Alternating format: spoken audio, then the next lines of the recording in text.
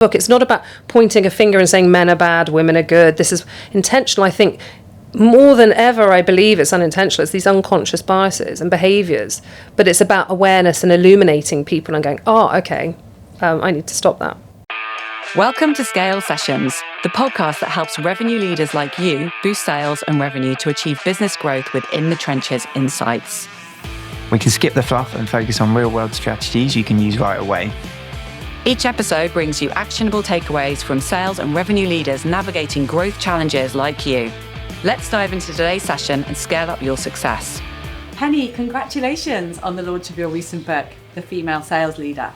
But before we talk about this incredible book, let's go back to the beginning. Your career history reads like a best-in-class revenue leader CV. Sales exec, sales director, CRO, yet you studied archaeology and classics. So I'm guessing sales wasn't on the original career plan. How did this initial sales journey begin? Well, I mean, it's now 3 decades almost in sales, which is showing my age. But I'm not sure if it's changed now. I feel like it has. But back then, I don't think sales was particularly considered an esteemed career. And when you come out of university with archaeology and classics, often, unless you want to be an archaeologist or a lecturer, I didn't know of many career pathways. So I kind of fell into sales. And I think what I found when I've spoken to other women in sales and people in sales is that it's quite a common theme. A lot of people fall into it. I think that's changing now because I think it's seen as a much more viable path, a proper career, particularly in the States. I think that's happening now in the UK. But yeah, I fell into it. I did a postgrad, came to London, looked for a job and went into ad sales, and I was classified sales, 80 calls a day, filling out a call sheet, having to go and give it to my boss at the end saying, was it a productive call, was it not? And it was hard, right? But it was brilliant. Ad it was sales great. For who? What was the question? Macworld magazine, would you believe? And at the time, Macs weren't cool, right? PCs, It was all about the PC. So I had the really crappy magazine, Macworld. I actually interviewed for a similar company, and I just remember leaving and crying and going, I can't work there. I can't work there because it terrified me. Yeah, it was really hard. Bells ringing when you got certain targets, Absolutely. But it was the best thing. One thing that I loved about it and hated about it was I was scared every day that I wouldn't hit my target or my numbers because my boss would bawl me out. But I think the great thing about it was I loved the performance relatedness of it. So you can get the glory quite quickly. And I think that's quite difficult with jobs because they're not so obvious whether you're good or not the so consequence takes a lot longer, for people to realise if they're successful. Yeah, exactly. Whereas it's just like, did I do that today? Yeah. But the resilience you build up in that sort of business as well at a fairly young age as well. Yeah, absolutely. And tech wasn't really, it was a thing, but it wasn't really at the time, right? So ad sales was considered the thing to go into for selling. I don't think it was particularly lucrative at that point, but I sort of did that for a couple of years, went and moved to France, lived in Paris, was a teacher for 2 years randomly, followed a guy over to Paris, came back, and then the career really kick-started at 25. And that's when I went and worked in the city, and I went into financial services and sales. And that was when I started understanding the targets and the money you can earn can be very serious and very lucrative if you do well. So that was it. Then I never looked back. So you've had an awesome sort of, you said it yourself, 30 years progressing. Like where does that drive come from? When you said like I was sitting there 25 and I'll go get you sales. I can imagine myself saying something like that. But where does that drive come from? A lot to do with my mum, actually. I think she regretted that she hadn't worked. Now, I'm not saying that everyone has to work, every woman has to work, but personally for her, I think she felt it was a missed opportunity for her, and she really drilled into me the importance of financial independence. So I have that voice in my head the whole time in my life, in my career, in my life saying, go get. I remember watching, I'm a child of the 80s, 70s and 80s, right? In the 80s, it was all about capitalism. It was all about Wall Street, go out, get, in New York, women wearing their power walks in New York, with trainers. And I was brought up on that. And I remember watching films and seeing women give up their careers for children and thinking, this is madness. I would never do that. But of course, I've had children. I have carried on with my career, but I just felt that I always wanted to succeed and I wanted to be able to stand on my own 2 feet. And that still drives me now. So you just mentioned women giving up their careers for kids, and you've managed to juggle 2 kids and a very successful career. And you've now got GCSEs and A-levels on the horizon. How have you managed to get that balance right? Well, before I answer that, I just want to say there is, obviously, people would give up work, come back to work. People choose a different way of life. Some people want to stay with their children at home, and I'm not judging. There's no judgment on that based on my previous comment. For me personally, it was important for me to maintain my career. It's not easy, though. So I'm really lucky because I have a support network that's really strong. So my husband, who is CEO and founder of his own media agency, works really hard. He was incredibly supportive and co-parented with me and still continues to. And I think without that, it would be very hard. So that I'm very fortunate of. My mum, she's passed away, unfortunately, 2 years ago. But when she was alive, she spent a lot of time with me and my family and was there to support me. Because I was in a financial situation with my job, I could afford a nanny. So that did make a difference. But I would say that I went back to work both times with the kids. And ironically, in both times, I was number one sales rep in that year that I was on maternity leave, because I'd won some big deals. I was closing a deal on literally in labour because I was so worried I wouldn't get paid commission. Because if I didn't close it before I went on leave, I wouldn't get paid. So I was like trying to close this big deal, and which in itself is not ideal, but we can talk about that later. But I went back both times, and I had to be really organised. I had to be super, super organised. So let's get into the book. Female Sales Leader is co-authored with Lucy Williams-Jones and Marina Highton, and it's sponsored and published by Medic. So what inspired you to write the book, Penny? Well, I was fortunate enough to be asked, first of all, and it was Andy White at Medic. And for those who don't know, Andy White wrote the Medic book and has training courses online. Medic is a sales methodology, qualification and coaching, if you don't know that either. But I met him on a panel, as had Lucy and Marina, and I was really nervous. It was one of the sales confidence 7-minute talks people in the sales industry know about. It's quite nerve-wracking when you have to do it. And I was before Andy, and Andy's like a seasoned public speaker, so I was really nervous. And afterwards, must have done something okay, because he asked me to do something on women for Medic on International Women's Day. And after that, he's approached myself, Lucy and Marina, and he said, look, in all the times that he'd done presentations, public speaking, met with companies, he was kind of cognizant of the fact that it was quite male dominated. And yet the women he'd met in the sales and sales leadership roles were very impressive. And he felt he wanted to do something or have some publication that would help amplify the voice of women and drive more women into sales leadership. But he didn't feel that should come from a male. Now that's debatable actually anyway, but he wanted to support it and he asked us. And so having heard that from someone who is a respected author already, it kind of validated what I had been feeling in my 3 decades of my career anyway, which is I'm usually the only woman in the room, or at least one of very few, and that is certainly amplified the more senior I go. I mentor women and have done for a number of years, and the same themes keep coming out, so I wanted to use some of that experience of not only myself but other women to bring that learning and knowledge not only and support network to not only women but also to men, because I think there's a lot of male leaders out there who also want to know how they can bring more diversity to their teams and how they can enable women. So it's a book for men and women and for organisations as well. You interviewed over 30 men and women in this book. What are some of these common themes that you keep hearing? One was that there is this feeling, I'm going to say from women at the moment, we almost feel we're in a room that is communicating on another level to our peers. And if you are a minority, which invariably we are, that feels like you're saying something but it's not quite being heard. And I'll give you an example. So you could be sitting in a meeting and you might raise your hand or say something about a point that you want to raise. And everyone will nod and go, yeah, great. And then maybe 5 minutes later, a male colleague will say something that sounds to you almost identical to what you just said, but in a slightly different way, which will get way more nods. And John made a great point there. Let's just talk about that because I really like it. Now, this has happened to me, I cannot tell you how many times in my career and still to this day. And I sit there and for a number of times I actually said I'm a bad communicator because I thought I'm obviously not saying things the right way. What am I saying differently to John that made people not understand what I said? I thought I made that point. So for a long period of time, I thought I'm saying something wrong. I'm not communicating well. And then as I spoke to more and more women during the research on this book, it became apparent that they also had the same experiences. And when we tried to unpick this and discuss this in one of the focus groups, and there is this phrase, birds of a feather flock together, right? And I don't think that men sit there or the group sit there and think, I'm not going to listen to you, I'm not understanding. But I do think there's a natural leaning towards people who sound like you, who are like you, that make you understand them better. Mm-hmm. It's like selective listening, isn't it? And I think the other thing that I've noticed with this is that you you start to accept it and you say, well, it doesn't matter. As long as the point gets across, it doesn't matter who said it. So that's fine. I'll just let it go. Absolutely. But it does take its toll on your confidence.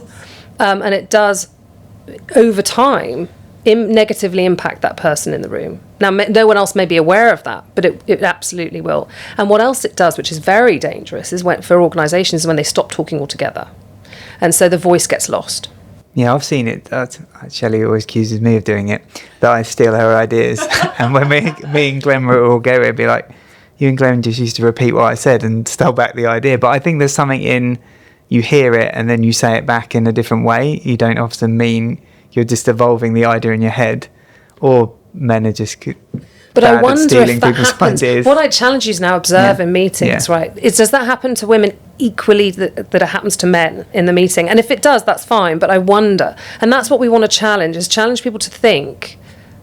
I don't think people are conscious of it. I think realise they're doing it, no. Yes, absolutely not. Exactly that. And that's part of the book. It's not about pointing a finger and saying men are bad, women are good. This is intentional. I think more than ever, I believe it's unintentional. It's these unconscious biases and behaviours. But it's about awareness and illuminating people and going, oh, okay, I need to stop that. You mentioned there were a couple of other themes as well. What are some of those? Well, on a positive note, allyship, the importance of male allyship is huge. So that certainly came across where women who have felt they have made the biggest step changes, positive changes in their career, have come, they feel, through the support of their male counterparts or managers. And we interviewed a number of people, and this has happened to myself as well. When I've had a male ally who is in a particular position, it gives me confidence as well, but also they are talking to other people. And we have a section in the book about what does good allyship look like? How can you be a good ally? I think being vocal and being proactive as a manager is really important. So if you see bad behaviour, call it out. Now, that doesn't mean finger pointing in a meeting, but maybe pulling someone aside. Or if someone talks over a woman, maybe say, oh, thank you, Steve. Jane, will you say, sorry, let me just hear what you were about to say. You made a really good point. Or reinforcing when they hear things. I think being a good ally is also being active in the communities and internal networks. More and more we have in businesses now, which is great, through DE&I initiatives. We have more networks and communities that allow women to have a voice. So being in them, in those communities, being active, listening, learning, I think, makes a really good ally. You mean like this show? Exactly like this show, which is why I'm here. A lot of it's about great facilitation, because as you say, you want to stay away from calling people out, because that often creates defensive behaviour. Instead, it's more about, in the meeting, creating that very open environment so people do get to share, and you're picking up on, like, right, actually, we haven't heard from Jane for a while. What have you got to say about her? So giving them confidence as well. Exactly. And that's not just for women, right? It's for any minority that might be in that room. Interested as well, what traits and behaviours did you get from the book in terms of like successful women leaders? What was coming out? Yeah, it's funny because you gave me that question in advance and I smiled when I read it, because I think the traits of a leader are non-gender specific, right? But I think what makes someone successful potentially is, I've talked about good fortune, so luck. There's always right place, right time. Working really hard, and I think that's really important. And I think taking these opportunities and leaning into your strengths. So know what your strengths are and leaning into them. No, I was just interested. I would think there might be, but this is again my experience of working with lots of different women leaders, that sometimes they're better listeners. Like going back to your other point. But was there nothing that came out as a common theme? Yeah. So what attributes, natural attributes do women have that make them better leaders? Absolutely. And there's a section in that. And we were saying empathy is one, actually. So listening is another one. Absolutely, you're right. Clear.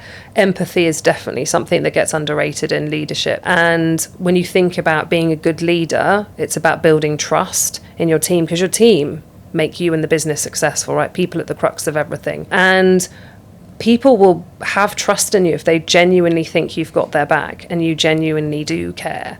And they will go that extra mile. And there has to be an element of empathy to think and care, to know and be interested in the people that you have around you and making sure that they're being successful as well as you. So empathy came out, active listening came out, good communication came out as well. So women can, not all, but can tend to be good communicators as well, all of which are good components of leadership, I think. And I think what I've seen is quite sad is that in the past, women have felt that actually they're not strong enough traits. They've got to adopt more masculine traits to be successful. And I've definitely seen some leaders, particularly when I was much younger, who would adopt some of these traits and almost push down other women if they weren't doing the same, because it was such a competitive environment. That's so true. I mean, I've had some tough experiences with female bosses, actually. But I mean, I think there are good bosses and bad bosses. I think that comes down to, anyway, in leadership, I'm a big advocate for training for frontline managers and investing in sales leadership training. And understanding how to bring the both. Part of that, should be how's your playbook, how do you run a team, what's a good one-to-one look like, but also it should be around training and helping your managers understand, how do I work with minority groups, how can I get the best out of them, and that training's missing, but that I think should be something that managers have help with. Well, most people don't know what it feels like when you talk about the boardroom or whatever to be a minority. They don't have the empathy or the understanding to even know what that feels like. And that comes across in a lot, I think, and in the research. I read a report, I think it was from LinkedIn, and it was saying that female managers have a tendency to get more diversity in their team. I think that's not surprising, but it's not just from the fact that I'm a female manager, I attract more women. It's also that I invest in things more in programs. Women tend to invest more in programs like D&I initiatives. They tend to think and invest in looking at their hiring process to make it more diverse. I think one of the challenges in tech is you do get this hiring culture with the hire people like us. And it's an unconscious bias. Often you don't even realise, but when you feel like this is the right person to join our team, it's often because they're very similar to you. And so I wonder if this missing part of training about how to really support these more diverse teams, because people just aren't even aware that it's needed. I mean, yeah, I think we've come some way, haven't we, in that D&I is even on the agenda and there are quotas. Although, I won't lie, I was quite disappointed to hear in the first day of Trump's presidency that he decided to scrap D&I quotas in the federal government, which, it feels like an unnecessary step change, and I was saddened to see that. So now more than ever, I think it's important that we understand and keep saying why diversity is important, and that we know there's tons of data around organisations having much more success and being much more successful by being diverse. Meta, Google, all of the top tech giants, Amazon, have really decent diversity. I worked at Meta for 6 months, and it was the first day of training. You have Mark Zuckerberg coming up saying about the vision and purpose, and then you had Sheryl Sandberg saying diversity, the importance of diversity. So it really was felt in the DNA of the company. But it has to be a CEO agenda item. It has to be something the CEO cares about, because to be honest, if it isn't the CEO and CEO's priority, it does sort of get lost and becomes a box ticking exercise. I worked at SUSE, an open source software company, and that's the first female CEO I've worked for, Melissa DiDonato. She's now at Kyriba. And you talked a bit about female bosses before. She owned being female. I mean, if you look at her online, she's very glamorous, long blonde hair, immaculately dressed. We would have offsites, leadership team offsites, and we'd have ABBA and feather boas. And, it's the first time I've been on a leadership team offsite where not only was the exec team almost half, in terms of 50-50 gender split, but she owned being a female and was not ashamed of having those different experience and activities, which I'd never had before. I've never heard of a story like that before. So we're talking about the importance of diversity, and particularly for creating high-performing teams. Yet the latest figures show that females make up just 13% of software sales senior leadership roles.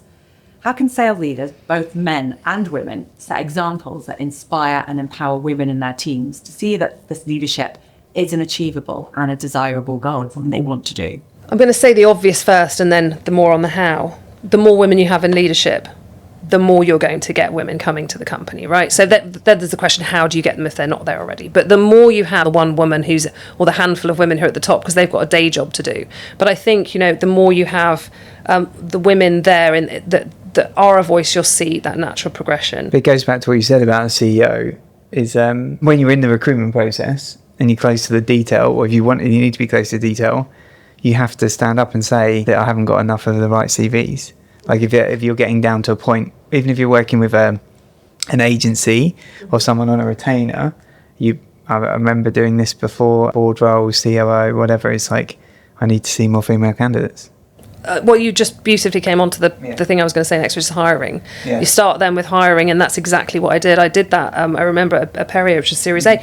And when you're in a Series A company, you just want to get a really good person on, in the seat now. You're like, I haven't got time to go back and then filter through, but it pays dividends in the end, I think. And so, yes, first of all, hiring, and I think looking at pushing back and getting the right balance, looking at your really digging into those JDs, right? Are they written in the right way? If you have women, they can give feedback. There's also tech out there called Gender Decoder that can help you look at the tech language that you can put it through. You can put it through AI now, let's be honest, open AI, and think about how do I decodify this to make it less gender specific. So test your JDs. I remember doing that with one of mine, and it came up, this is very male focused, and I was like, that is so embarrassing that that's something I wrote. But it's some of the terminology I was using, I had to completely rewrite it. And I think one of the challenges I see is a lot of women get to a certain level and then they drop out. Like, actually, I don't think I want to go into that senior role. It's too much pressure, it's going to be too challenging. They don't feel they've got the support around them, or they don't have the faith in themselves that they can do it as well. A lot of imposter syndrome kicks in too. I mean, I'm glad you raised that. There is a clear stat at 35 or around that age and around that step change where women drop off, and a certain level in leadership, usually after VP sort of level. Some of it coincides with having children. So, are you able to have flexibility in your job when you come back? Now, if you're an AE, I came back as an enterprise AE. Do you get ramp when you come back from work? Is there a ramp period, or do you expect it to have your whole full quota? Is there flexibility in the job? I would argue in sales that there should be some flexibility, because it's so performance related. You should be able to, rightly or wrongly, I would log off during the period of putting my baby to bed and then log on afterwards and do some work. There were some times when my child was sick, I couldn't work. There were other times when I would work probably longer hours than I needed to. So that flexibility, is there flexibility there? I think when you go into a management role, there is less flexibility in the hours in a sense, because you've got a team to run and there's certain meetings that you have to go to. And I think the other piece that you've talked about is the pressure. I think particularly with that imposter syndrome, actually a lot of women who have the opportunity to go to C-suite roles, and they just say, I don't think I'm good enough. I'm going to find out. And it's not having the same levels of confidence. And again, I'm generalising here. But I think women don't believe in themselves as much. And so much of it is around, you can do this, give it a go. And then they start and they're like, actually, this is fine. I can do this. But it's taking that step first to say, yes, people believe in me. They know I can do this, so I can do it. But that then comes back to the allyship and inspiring, right? Because I think men feel that too. I just think they show it and it manifests itself in different ways. And if there's more people like you that you can see and emulate around you, there's more belief system. I think it comes down to that when women don't see a female CRO and don't see anyone at the top there who is successful, who's killing it, how do I model that behaviour? How do I think about how I get there? But it leads me on to what I was going to say, like mentorship. Does that come into the book in terms of like, how do you find the right mentor so you can progress? 100%, yeah. Actually, we cover mentorship, having a coach, a champion, stroke ally. So there's three different things, and I think all those three things are different, and I'll talk a bit about how I see them differently now and what they give. So having a mentor, I've had mentors throughout my career at different stages for different things. I've had coaches for different things, and I've been lucky enough to have a champion, but less, because they're people who obviously help you and internally normally and get to a different position. So a mentor, I think, normally the difference is obviously you don't pay for a mentor. Coach, you do. A mentor, I prefer, you can have them internally or externally to your organisation. I have had them external. When I have, as a mentee, looked for a mentor, normally I always find someone who is someone I aspire to be fairly close to where I am now. So it might be I'm looking for my next step promotion, who's got that experience and just done that. Someone who's as close to experience in the type of firm I'm working with. And then also there's got to be that chemistry. Can I trust that person? And then really when you find a mentor, and we'll talk a bit about how we find them in a minute, it's, you've got to be clear on what you want to get out of that mentorship. And when you do, it can be very successful. I've seen a lot of mentorships not work because people haven't really thought through what they're trying to get out of it. So I think a mentorship can be really good as long as you know what you're trying to get out of it and got the right person. And one of the questions I get asked a lot by women is, I really want to find a female mentor. And we were discussing earlier how it's great to have amazing female mentors, and there are lots of them out there. But I've also found having male mentors really, really beneficial as well. We're talking about a couple, so Andrew Davies, who's the CMO at Paddle, Pete Crosby, who I know you work with. they've just been phenomenal in my career. And I don't think I would be where I am without them. Just being there at the end of a phone when I'm having a panic or a crisis and being incredibly supportive all the time. 100%, yeah. I've had both. And I would recommend both. I wouldn't say just women, actually. I think you want a blend. And there's benefits to both, right? So I would, but again, it comes back to what's the purpose of the mentorship? What do you need for what period of time? It's not forever as well. Just a point. Does it always have to be like a formal thing, like a mentorship? Like no, like and I it don't. absolutely weren't. I mean, I think I met Andrew on a panel. Yeah, like I think how often does it sit down and you go, right, you're going to be my mentor, or is it just like you aspire to be like someone and you spend time with them and you can talk openly to them, so it organically happens? Yeah, I think is that probably more common? Yeah, I think it's whatever you want. Some people say, I want to be able to have a session with you every month, and that's just how they work.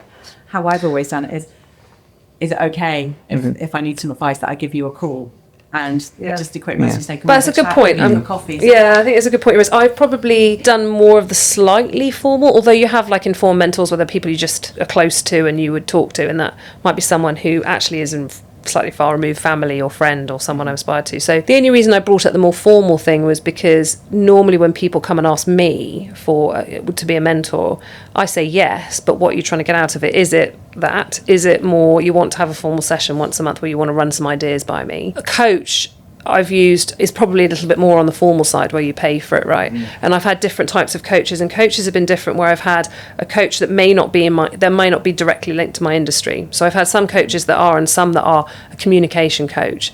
And they're not really life coaches, but there's one I've got at the moment who is great at simplifying things. How do I communicate to so when I got onto the exec level, I was like, okay, I've got different challenges now. I've got to win hearts and minds across the exec team and work together. I've got to be able to navigate the minefield of the board and the questions they ask, when in itself is quite unique. And as a CRO, that's really important. So I got a coach specifically around comms, right, and storytelling, and how I could do that and bring that in. So I think there's different things depending on what you require. I think it's so important to have a coach for the most relevant aspect of what you're struggling with at the time. And so, yes, I've had a number of coaches which are focused on different areas. And I think the best one for me was having a communications coach who really helped me be able to have a voice in my leadership team when I was the only woman. So we've talked about the importance of finding a great mentor, great coaches. How do you go about doing this? Well, there's different ways, and actually I'd be interested to hear Tom's point of view once I say mine, because yours is more informal. But probably formally, the way I've done it and the way we've recommended it is a few ways. If within the network first, right? I've gone usually within my network. I'll ask other people who good mentors have been. You'll tend to see certain people within Pavilion. We're lucky because we have Pavilion now and places like that where actually there's a community where you can ask, and they have usually programs within that where you can find mentors. So I go to my network first, and then, as I said, I profile. I'm a bit of a geek, right? You can tell I'm like quite organised. I profile what I want. I have a very clear objective. I think about the right person that I want to go after, because if I do that thinking up front, I know when I reach out to that person, either through someone, they'll be very clear on the brief as well.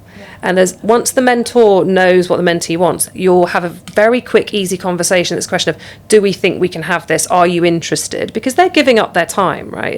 It's valuable time of someone, and you're asking them to help you. So I think doing that preparation is only fair. I think if you don't have a network, then I would go to communities, start getting yourself involved in these communities. There was James Ski's Sales Confidence. I know that's stopped now, but like a Pavilion.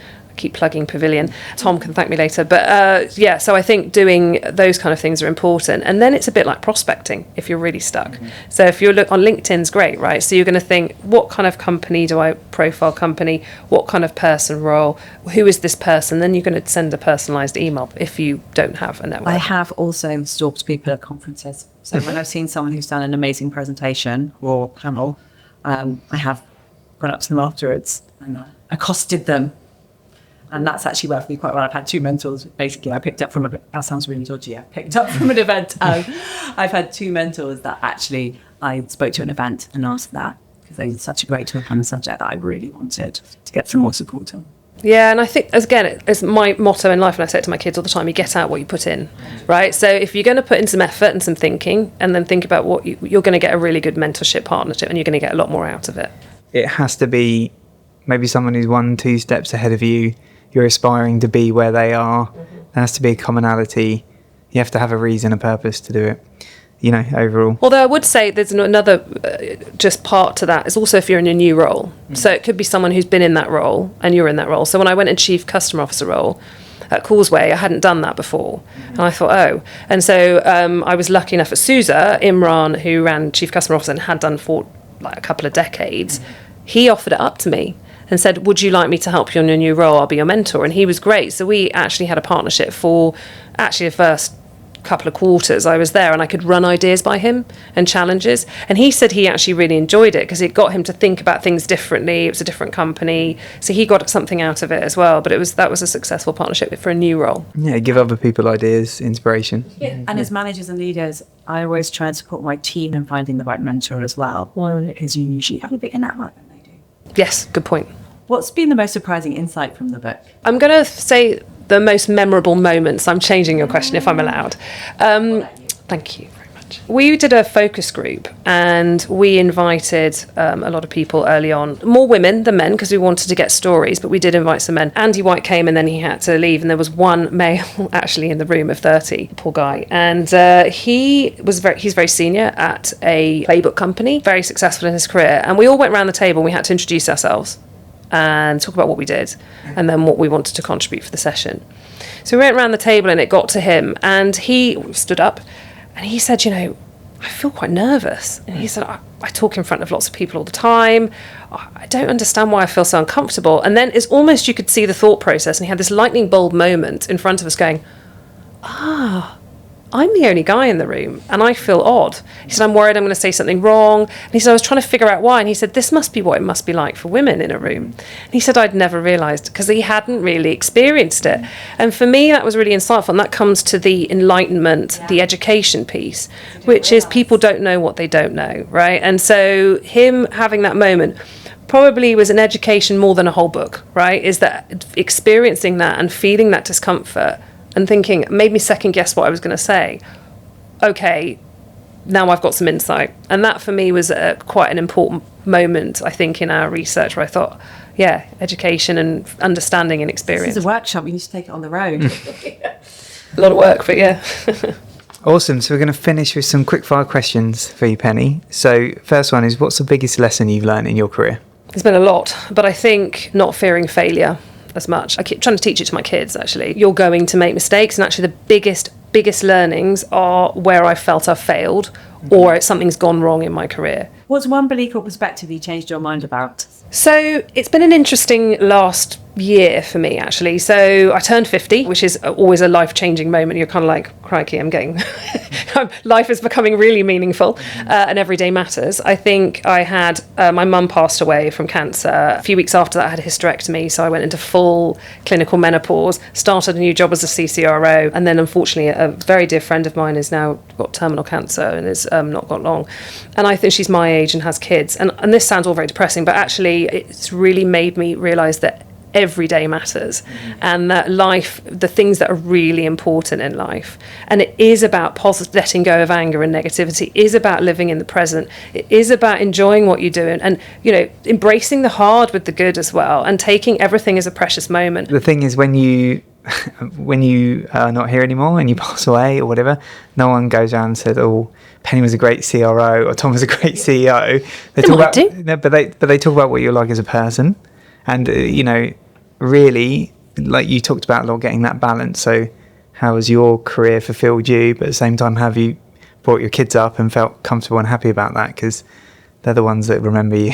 Well, actually, that's a really good point you raised. People don't remember what you did, but they remember how that you made them feel. Yeah. And you can do that in leadership. And that's a lovely time to not only at home and your friends and family, but also, and that's where I have really hoped with me as a leader, I have helped people, and where I've got my most fulfillment is where I've helped people be better at what they do, enjoy what they do, enjoy coming to work, the team building and camaraderie. People feel like they're making a change in a positive step.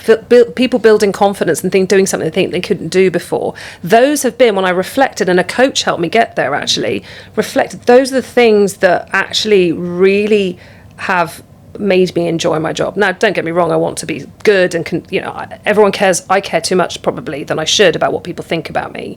I think we all can be a bit guilty of that, but actually if you really look at yourself and what gives you kind of joy and live to that, I think it's, I don't know. Book or podcast? What would you recommend? One that you love? Yes, so a blend of podcasts actually. I like, for the health and happiness side, Dr. Chatterjee. I think he's brilliant. So that's quite nice of health and happiness and centering. But we're actually going to do a podcast. I'm going to plug our own female sales leadership one. But there are some other ones that I have seen. But I think those two are probably the ones my go-to. In terms of the book, I actually brought it with me. There were different authors and contributors. I couldn't remember all their name, but it's Mistakes I Made at Work, and it's 25 influential women reflect on what they got out of getting it wrong. So it ties very much into what I was talking about, which is not the fear of removing the fear of failure, making sure that and they've got very relatable stories that are in there. It's very readable. So yes, I like that one. You're a warrior. So how do you switch off after a busy and intense day? I read, watch relaxing TV programs. I mean, Ben Fogle's like People Living in the Wild, like all escapism, right? Yeah. So anything that's escapism, and spend time with my family really and friends. I do exercise every morning, so that really helps before I get up. So that it's switching off is a combination for me of not just what I do in the evening, but what I do in the morning.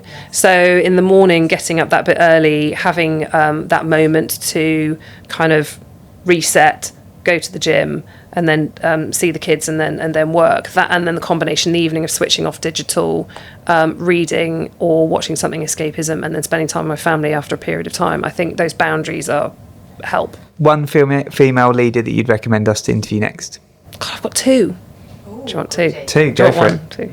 Okay, Stephanie McLaurin at Birdie. She'll be looking at me going, she's brilliant, and she came up with some great insights. She's also in leadership, had one child, just come back from work, real pioneer in bringing diversity into her teams. And the other one is CRO at Structure Flow, Fiona McClune, one of my best friends, known her for years, and she is huge on DE&I. She is very successful female leader, has worked with me in terms of we've worked together in all kinds of crazy situations at work, and she's doing really well and leading from the front. So I had to get her on board as well.